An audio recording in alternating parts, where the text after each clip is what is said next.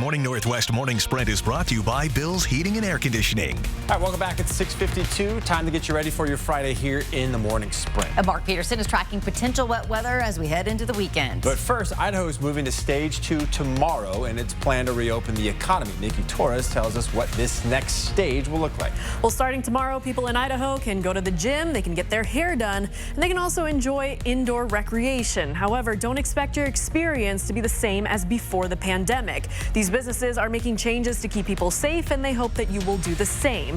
Triple Play in Hayden is set to reopen with a limited capacity of just 300 people, and most attractions will be open, but expect social distancing rules to be heavily enforced. They are closing every other game to prevent anyone playing too close to each other. They also hired on more staff just to sanitize.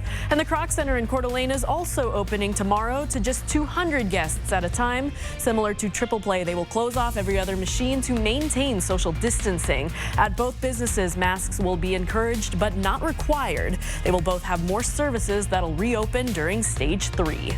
Governor Jay Inslee denied Spokane County's request to move to phase 2 sooner than projected in his Safe Start plan. The variance was denied less than a day after the request was sent. At the moment, Spokane County will not move to phase 2 until at least June 1st. Like most of the state, this means businesses cannot open at limited capacity and salons will remain closed for now. The county said Spokane was ready to move to phase 2 quicker than what the governor planned out. 8 smaller counties were approved for that variance. Mayor Nadine Woodward of Spokane said the governor is expected to lay out criteria for larger counties like Spokane on Monday. She said she is not taking the governor's answer as a no, but rather as a not yet. Under phase 2 in Washington, spas, barbershops, tattoo parlors, nail salons, and other personal services will have to sort through the new list of rules if they want to reopen. Some of the requirements include screening employees daily for COVID-19 symptoms, providing personal protective gear for employees, and making sure they use it. Businesses also have to operate at 50% occupancy or lower. And at hair salons, they'll be covering your face with a towel when you get your hair washed.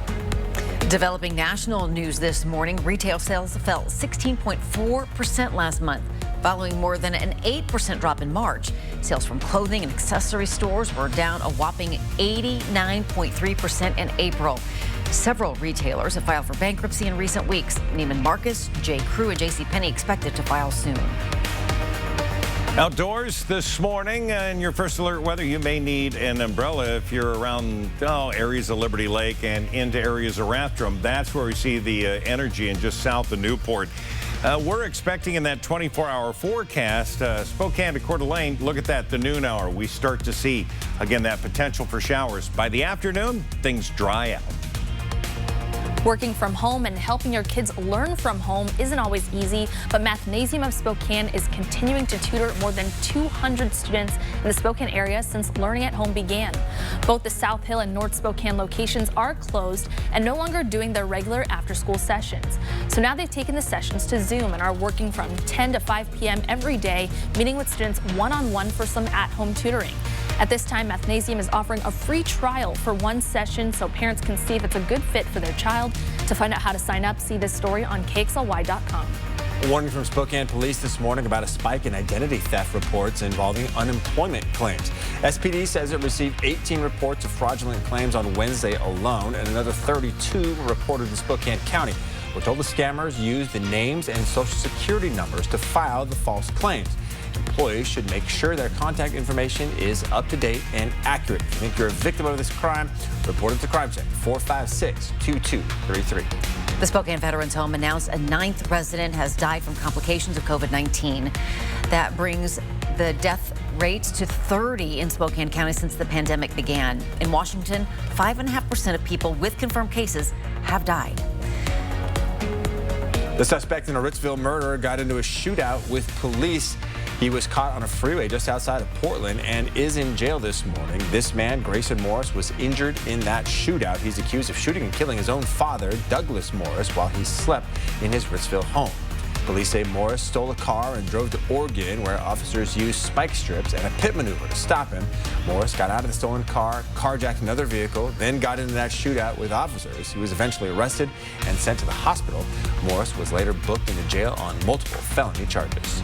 Officers arrested 2 teenagers for the shooting at a Spokane park where multiple people were hurt. Spokane police say 18-year-old Duante Frazier and a 16-year-old are suspects in a shooting at AM Cannon Park earlier this month. Both face multiple counts of first-degree assault. Deputies arrested 2 men for causing nearly $20,000 worth of damage at Deer Park High School. Brandon Decker and Cortez Moore are accused of breaking multiple windows of the high school and damaging the roof. Decker says he caused the damage because he was drunk and felt like destroying something. Coming up next on Good Morning America. All right. An epic celebration in store this morning for the class of 2020. GMA will have a live commencement speech from Matthew McConaughey and live dance party with Fits and the Tantrums. We'll be right back after a quick break.